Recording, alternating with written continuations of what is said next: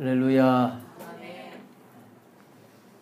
오늘도 가나안 땅에 들어가서 이렇게 살라고 하신 신명기 말씀을 통해서 우리가 같이 은혜를 받으려고 합니다. 가나안 땅은 오늘 우리에게 이 땅에서 하나님의 나라를 누리게 하신다, 이렇게 봐야 된다고 했습니다. 우리가 천국의 삶을 살기 위해서 오늘 또 말씀하시는 이 말씀을 잘 받아서 이 땅에 살면서 지옥과 같은 삶을 살지 말고 천국의 삶을 사는 모든 성도님들 될 수 있기를 바랍니다. 아멘.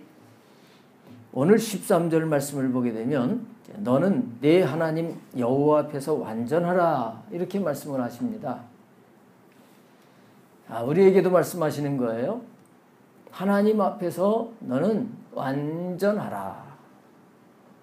가나안 땅에 들어가거든 하나님 앞에서 완전하게 돼야 된다, 그런 말씀이에요. 여러분, 우리가 완전하게 될 수 있을까요? 없을까요?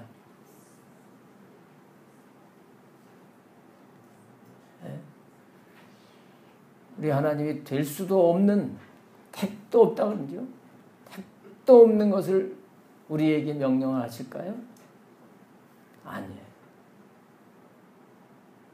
하나님은 될 수 있는 것을 말씀하십니다. 믿음의 조상 아브라함에게도 하나님께서 이와 같은 말씀을 하셨어요. 창세기 17장 1절에 보게 되면 그때 아브라함이 99세입니다. 99세 때 하나님께서 아브라함에게 말씀을 하시는 거예요. 너는 내 앞에서 행하여 완전하라. 오늘 말씀하고 똑같은 거예요. 근데 믿음의 조상에게 말씀하셨다는 것은 모든 믿는 사람들에게도 똑같이 하나님이 요구하신다는 거예요. 우리는 하나님 보시는 앞에서 완전한 자가 되어야 됩니다. 아멘. 안 하는 분들도 돼야 돼요.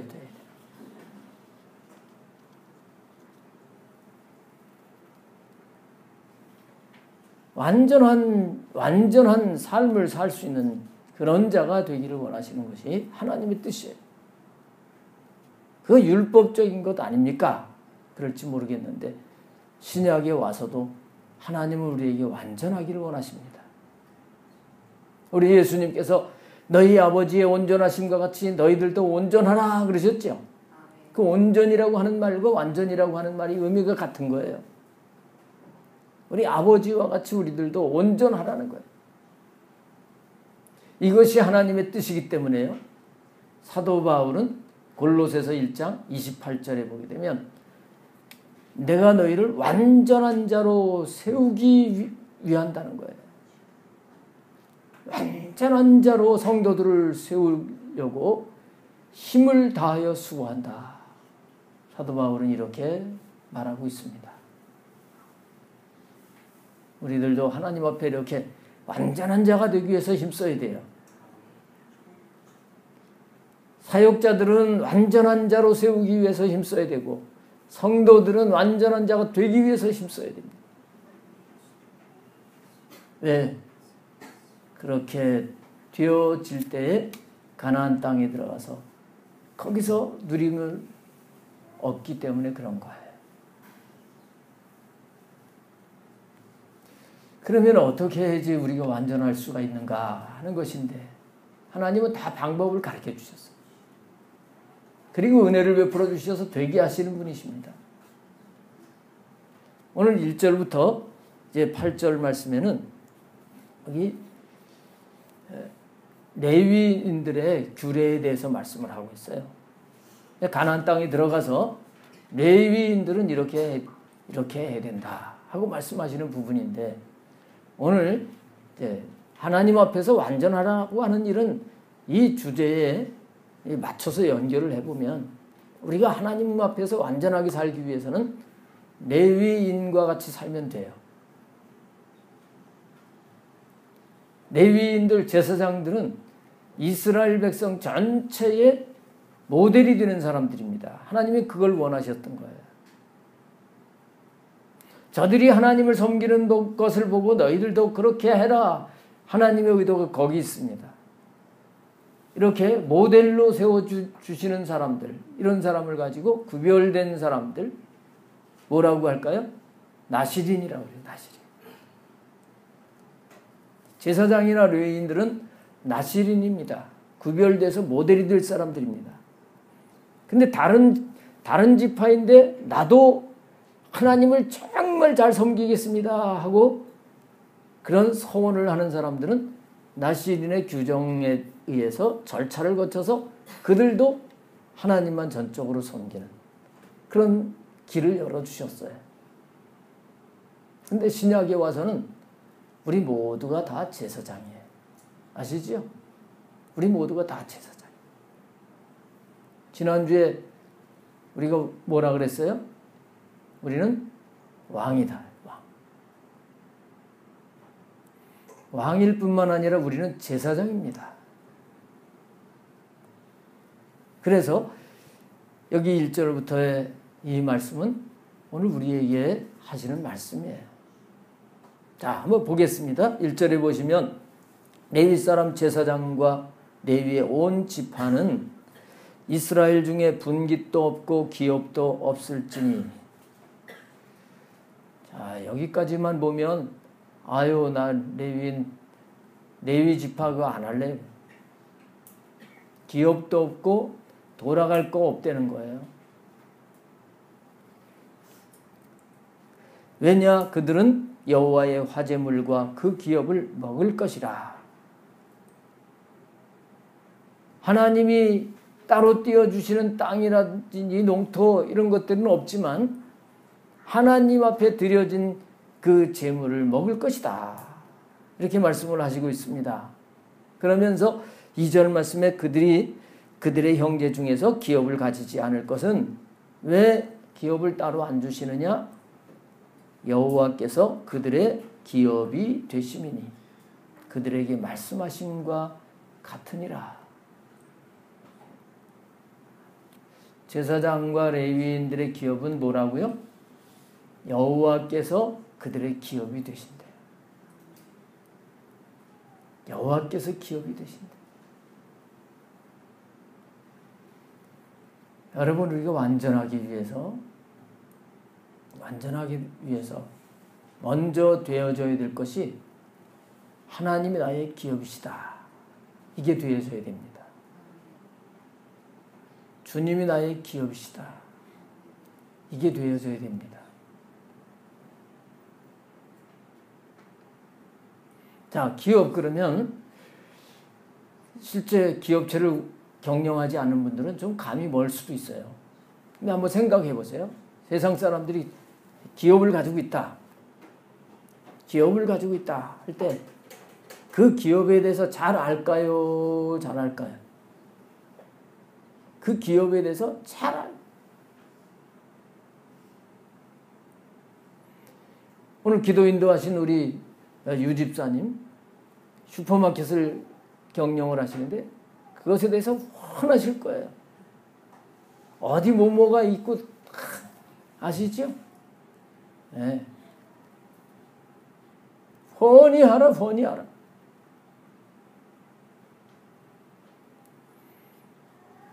그것처럼요. 우리는 하나님에 대해서 이렇게 알아야 되는 거예요. 너희는 알라, 여호와를 알라. 힘써 여호와를 알라. 하나님은 하나님 백성들이 하나님을 알기를 원하십니다. 근데 하나님에 대해서 몰라요. 그래서 선지자를 통해 가지고 막 힘써 여호와를 알라고 그렇게 외치게 하시는 거예요. 세상의 기업에 대해서는 세상에 자기가 하는 직장이면 직장에 대해서는 훤하게 알아요. 그 방면에는 훤하게 알아요. 근데 하나님은 우리에게 하나님을 그렇게 알기를 원하시는 거예요. 기업을 경영하는 사람은 훤하게 알고 그 기업에 애착을 가지고 있어요. 그 기업에 애착을 가지고 기업을 사랑하지요. 사랑해서 자나깨나 거기에 신경을 쓸 거예요. 그것처럼 우리들도 하나님을 늘 생각하고 하나님을 사랑하는 자가 되어야 돼요.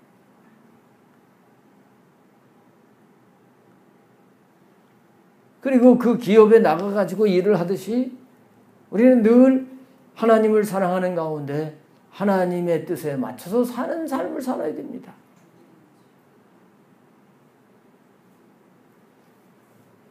그게 가장 중요한 것이다.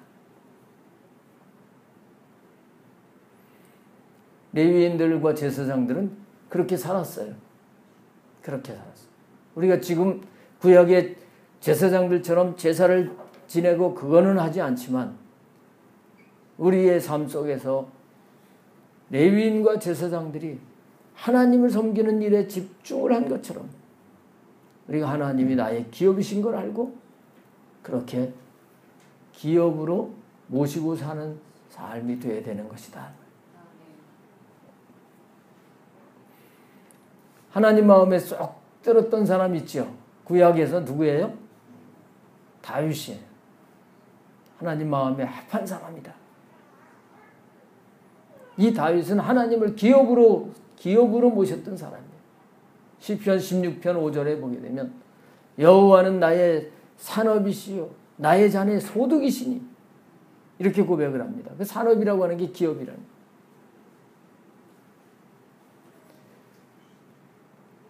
다윗은 왕이에요.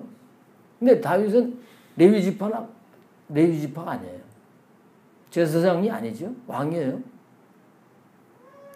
근데 하나님을 기업으로 모셨어요.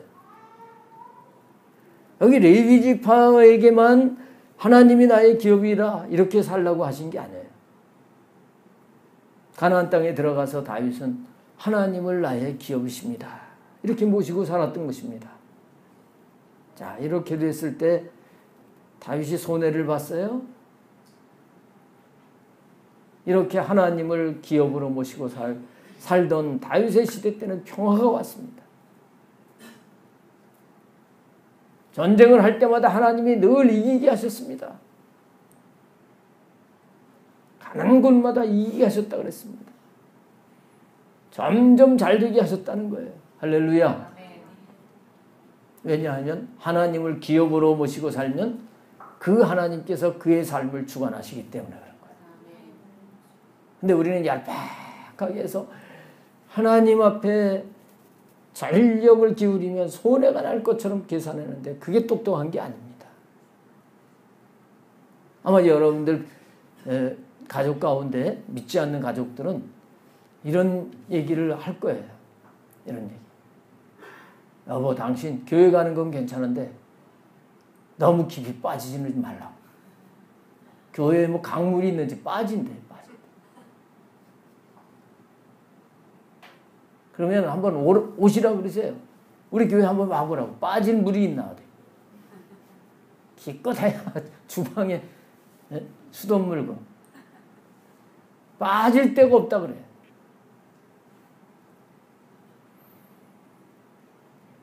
여러분, 우리가 주님에게 집중을 하면 할수록 그게 나에게 복이 되고 은혜가 되는 것을 알아야 됩니다. 다윗은 주님을 기업으로 모시고 오직 주님을 복으로 생각을 했어요. 그럴 때 그의 입에서 나오는 이 말이 즐거웠고 그의 마음도 기뻤다 그랬습니다. 그의 육체는 희망이 넘쳤다는 거예요. 할렐루야. 하나님을 기업으로 삼고 사는 삶이 손해보는 삶이 아니에요. 어리석은 삶이 아니에요.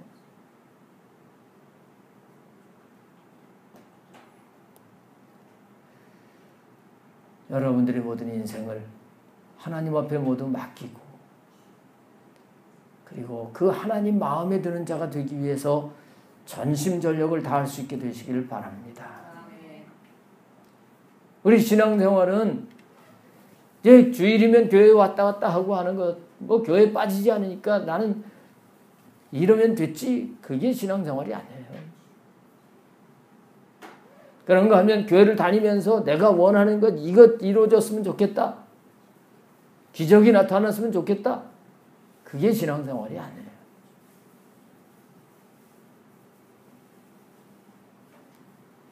마가복음 8장에 보게 되면 바리새인들이 예수님 앞에 찾아와 가지고요. 우리에게 표적을 보여달라고 그래요. 표적을 보여주세요. 이렇게 요청을 합니다. 근데 예수님께서 표적을 보여주시지 않습니다. 너희들이 표적을 구하는구나. 근데 너희들에게 보여줄 표적이 없다. 그러시면서 예수님이 그들을 떠나셨다 그랬어요. 우리의 신앙이 무슨 표적을 구하는 신앙이 되지 말고 주님이 원하셨던 것은 바리새인들이 예수님 앞에 나왔으면 주님밖에 없습니다 하고 주님을 붙잡고 주님을 따르겠습니다. 이러기를 원하셨던 거예요. 근데 기업이신 주님이 앞에 계시는데 거기서 주님을 구하지 않고 표적을 좀 구하시. 기적 좀 행해달라는 거예요. 행해달라. 그러면 믿을 테니까 기적 좀 행해달라.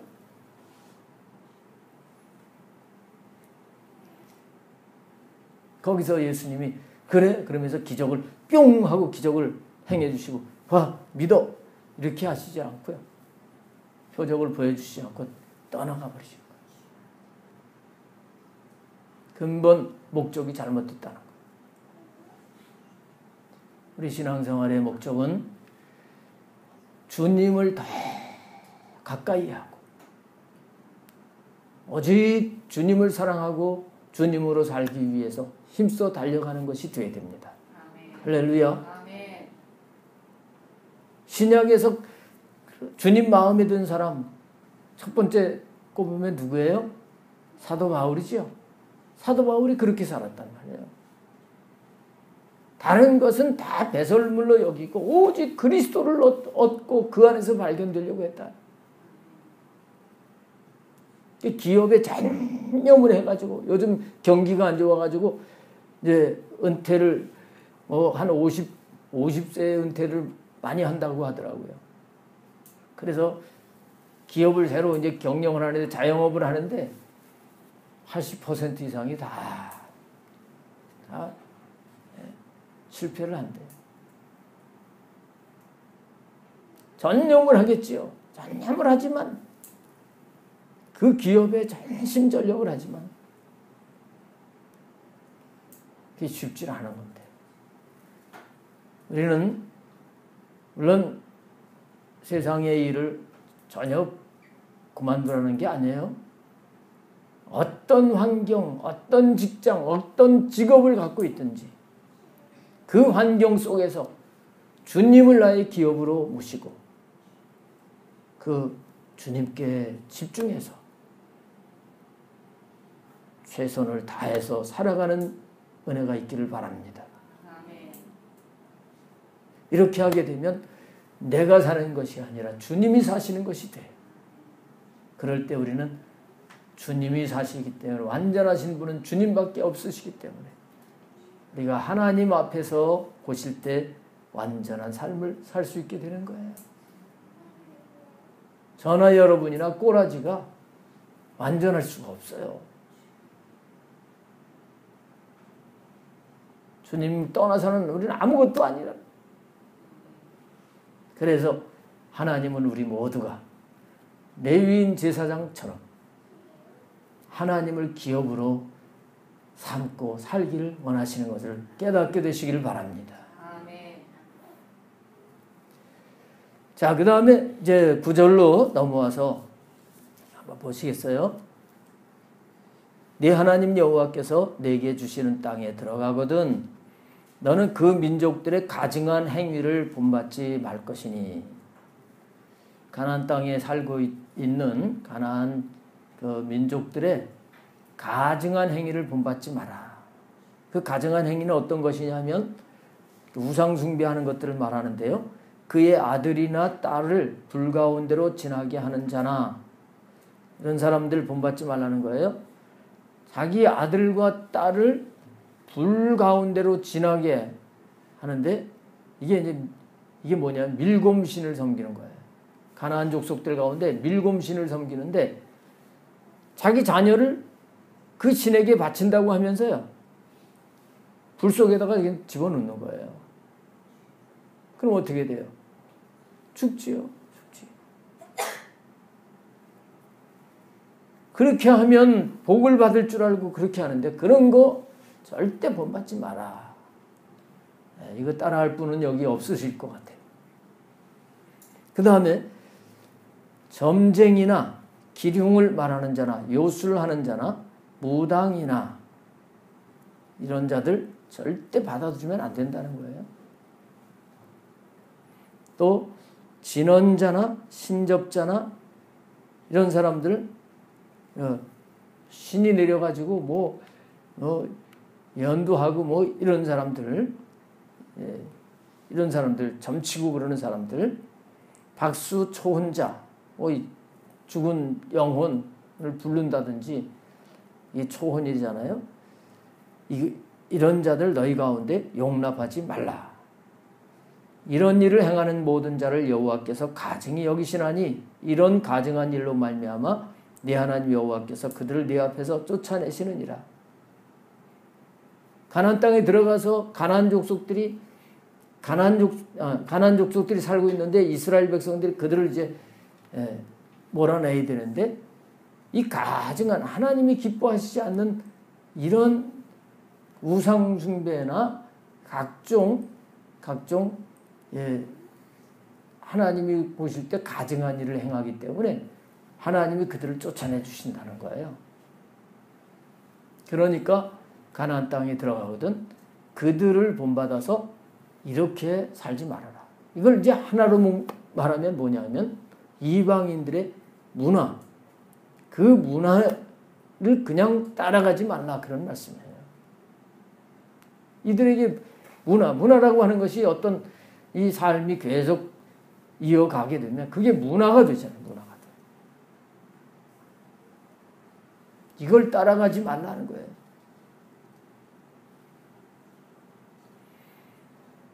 그들이 이렇게 우상 숭배를 하고 각종 점을 친다든지 이렇게 하는 이 가증한 행위 때문에 그들을 쫓아내친다고 하는데 그들을 따라가게 되면 가나안 땅에 들어가서 어떻게 되겠어요? 살 수가 없어요.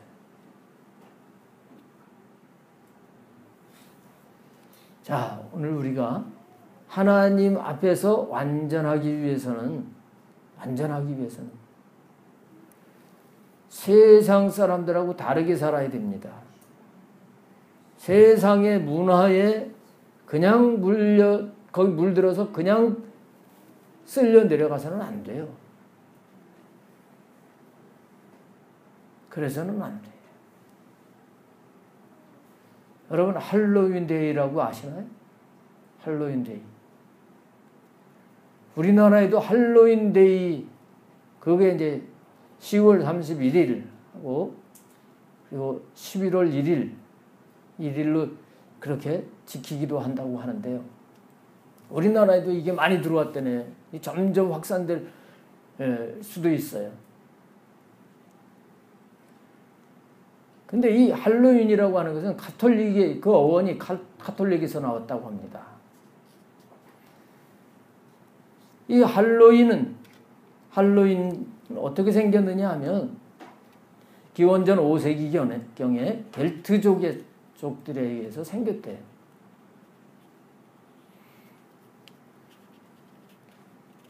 이들은 이제 어떤 생각을 했냐면 사람이 죽으면 죽은 그 혼이 찾아와가지고 괴롭힌다 이렇게 생각을 했다는 거예요. 그래서 이제 이 죽은 귀신들이 오는 것을 막고 또 달래고 이렇게 하기 위해서 그들이 이제 그런 풍습을 만든 거예요. 이게 점점 내려오면서 그게 축제와 같이 바뀌어진 거예요. 그래서 가면을 이상한 해골 같은 가면을 쓰고 이상한 옷을 입고 그러면서 막 춤추면서 막 이 젊은이들이 막 그냥 그렇게 육체의 즐거움을 추구하게 되는데 이런 문화가 지금 세계적으로 이렇게 퍼져나간다는 거예요. 우리나라도 많이 들어왔다는 거예요. 근데 여러분 아시나 모르겠네요. 10월 31일이 무슨 날인지 아시나요? 우리 기독교적으로 하게 되면 그날이 종교개혁일이에요. 종교개혁일. 로마 가톨릭의 각종 부정부패 이것에 대항을 해서 마틴 루터가 종교개혁을 일으킨 날이에요. 근데 그날을 할로윈 데이로 해서요. 사람이 죽으면 그 영혼은 다시 뭐 오고 그런 게 없습니다. 그건 속는 거예요. 한번 사람이 죽게 되면 낙원에 가든지 무에 가든지 그 영혼은 다시 오는 게 아니에요.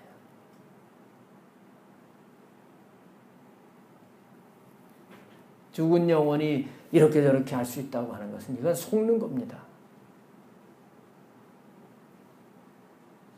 자, 가령 이런 세상의 문화에서 사람들이 10월 31일 그날 야 우리 가면 쓰고 뭐 이상한 옷 입고 그냥 막 즐겁게 놀자. 이거 따라가면 안 되는 거예요. 한 예를 든 거지만 세상 사람들이 우리 좋다고 그렇게 가도 우리 믿음의 사람들은 그렇게 따라가면 안 되는 거예요. 부패한 문화, 타락한 문화 거기에 물들지 않게 되기를 바랍니다.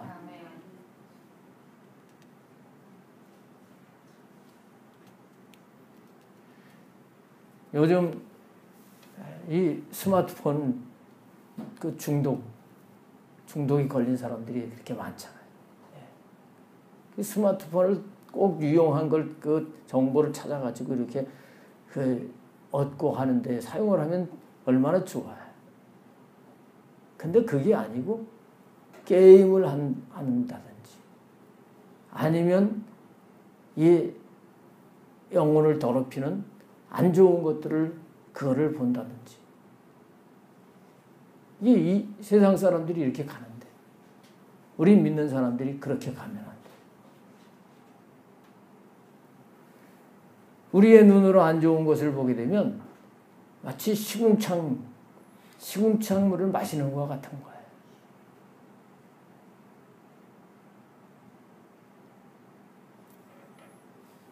하나님이 보시는 앞에서 우리는 완전해야 되는 것입니다. 분명히 로마서 12장 2절을 말씀해 보면 너희는 이 세대를 본받지 말고 오직 마음을 새롭게 함으로 변화를 받아 하나님의 선하시고 기뻐하시고 온전한 뜻이 무엇인지 분별해라. 분별. 이렇게 살아야 돼요. 이렇게 살 때 하나님이 주시는 평안과 기쁨을 누릴 수 있게 되는 겁니다. 요즘 대학생들도 뭐 점 보고 그러는 거 아주 장난삼아 많이 한다면서요. 장난삼아도 하면 안 돼요. 그 사주 보고 운수 보고 그거 하나님이 아주 싫어하시는 거예요. 하나님은 오직 하나님만 의지하기를 원하십니다. 하나님만을 사랑하기를 원하십니다. 그래서 가나안 족속들이 섬기는 각종 우상들은 싹 몰아내기를 원하시는 거예요. 그들을 따라가지 말라고 하십니다. 14절에 보면 내가 쫓아낼 이 민족들은 기륭을 말하는 자나 잘 될 거다 뭐 안 될 거다 뭐 운이 좋다 안 좋다 이렇게 세상 사람들이 그렇게 말을 하잖아요. 점쟁이의 말을 듣거니와 세상 사람들은 점쟁이 말 듣잖아요. 근데 믿는 사람들도 점집에 다니는 사람들이 있다네. 우리 교회는 없을 줄 알아요. 그런 점쟁이 집에 다니고 뭐 이러면서 하나님과 함께하는 삶을 살려고 하면 될 수가 없죠.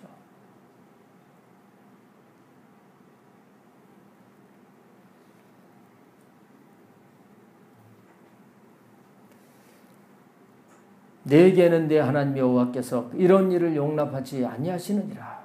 하나님은 용납하시지 않는데요. 여러분들이 뭐 이사를 하거나 뭐 할 때 세상 사람들은 나를 잡잖아요.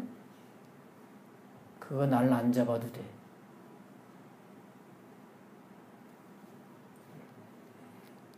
날 잡지 말고 내가 세상을 따라가려고 하는 나를 잡아야 돼. 나를 잡아야 돼. 주님으로 살아야 돼.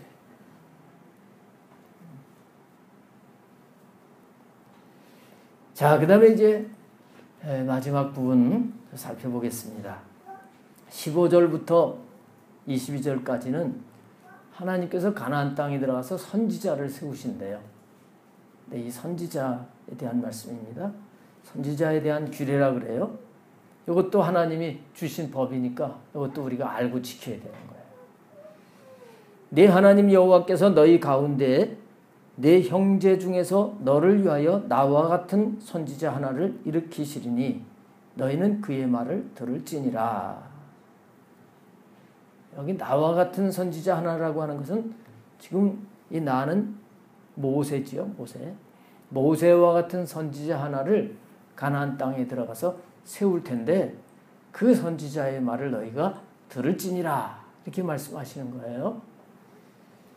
네, 이걸 이제 구속사적으로 보게 되면 장차 예수님이 선지자로 오셔서 그래서 말씀하실 때 그 말씀을 들어야 된다. 이렇게 봐야 되는 거예요. 가깝게 여기 문자적으로는 여호수아, 모세를 이어서 여호수아를 세울 텐데 그 여호수아의 말을 가나안 땅에 들어가서 잘 들어야 된다. 하고 말씀하시는 거예요. 근데 여호수아라고 하는 뜻과 예수라고 하는 이름의 뜻이 같아요. 자, 그러면 우리가 하나님 앞에서 완전하기 위해서는 어떻게 해야 된다 하는 것을 이 부분에서 우리가 깨달을 수 있게 되는 거예요. 완전하기 위해서는 누구 말을 들어야 돼요? 선지자의 말을 들어야 된다. 예수님의 말씀을 들어야 된다. 예수님은 삼중직을 감당하신 분이죠. 왕, 제사장, 선지자. 요 구약시대 때 요 세 부류의 사람들은 기름 부음을 받았어요. 그래서 예수님이 그리스도시요. 예수 그리스도. 그리스도라고 하는 것은 기름 부음을 받은 자라는 뜻이에요. 그래서 예수님은 왕의 역할도 감당하시고 제사장의 역할도 감당하셨죠. 대제사장으로서. 그리고 선지자로서 하나님의 말씀을 그대로 우리에게 주신 분이에요. 우리에게 주신 이 선지자의 말을 너희는 들을지니라 그랬어요. 자, 오늘 말씀을 이렇게 모으면 우리는 주님을 우리의 기업으로 모시고 살아야 돼요. 주님을 알고 사랑하고 그리고 그 이외에 세상의 것들, 세상 문화와 그 세상 사람들이 추구하는 것, 그것이 아니라 하나님에게 집중을 해서 오직 하나님만 섬기려고 하는 자가 되어야 됩니다. 그러면서 내가 주님을 모시고 그 주님이 말씀하시는 대로 살아가야 된다는 거예요. 이렇게만 살면 하나님 보시는 앞에서 완전하게 될 수 있을까요? 있단 말이에요. 근데 이런 기본적인 부분이 안 되는 가운데 어떻게 완전하게 사나? 말씀대로 살기 너무 힘드네. 신앙생활 참 골치 아프네. 이런 분들은 우리 교회에 없어요.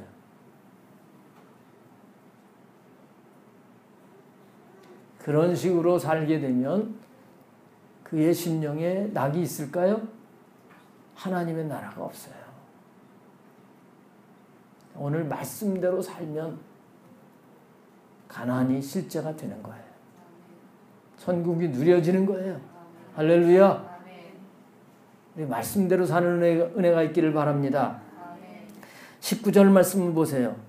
누구든지 내 이름으로 전하는 내 말을 듣지 아니하는 자는 내게 벌을 받을 것이요 그랬습니다.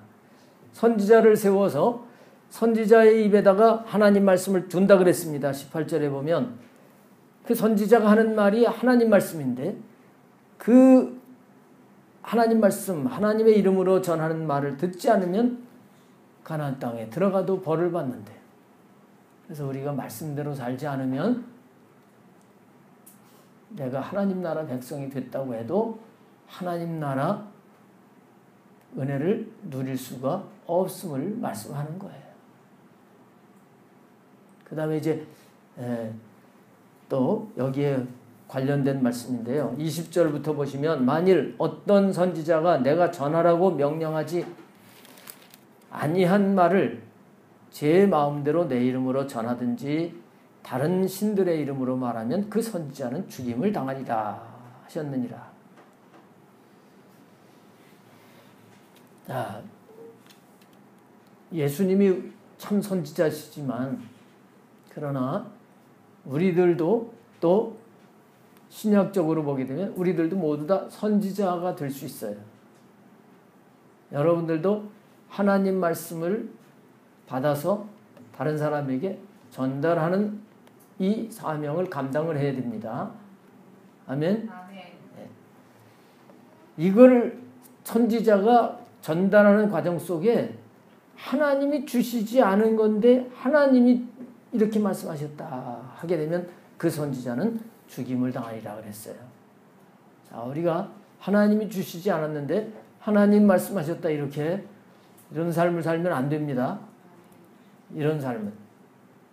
물론 그 말을 듣는 사람이 하나님 말씀이다 그러고 그러면서 그가 두려워하면서 반응을 할지는 몰라도 그런 식의 삶을 살게 되면 그런 하나님이 함께 하시질 않습니다.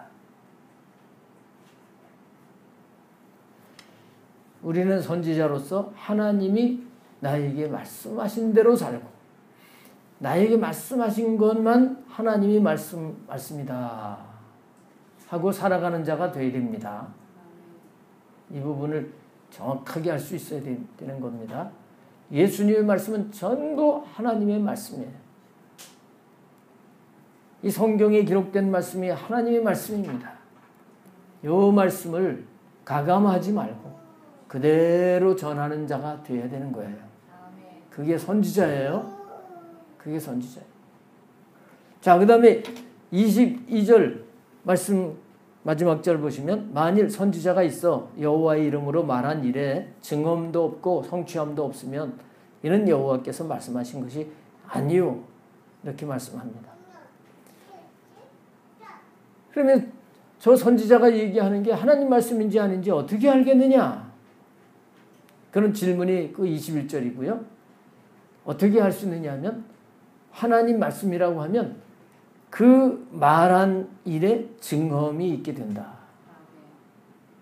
그리고 성취함이 있게 된다. 만약에 증언이나 성취함이 없으면 그건 하나님 말씀이 아니다 하고 있어요. 자, 이 말씀은 참 귀한 말씀이에요. 자, 하나님의 말씀은 분명히 그 말씀을 내가 받아가지고 선지자의 말을 들을 것이고 그랬죠. 말씀을 내가 받아서 살면 뭐가 나타나게 돼 있어요? 증언, 성취함이 나타나게 돼 있어요. 할렐루야. 말씀대로 살면 하나님이 말씀하셨구나. 말씀이 살아있구나. 요게 확실하게 증언으로 나타나게 된다는 거예요. 증거로 경험이 되게 하신다는 거예요. 할렐루야. 이렇게 살 때 하나님 보실 때 합당한 자가 될 수 있는 거예요. 근데 하나님 말씀하셨다 그러는데 그 말씀이 이루어지지 않으면 저거 가짜로구나 이렇게 알아 하고 말씀하고 있어요. 자, 오늘 말씀을 마칩니다. 우리 하나님은 가나안 땅에서 하나님 앞에서 완전하기를 원하시는 거예요.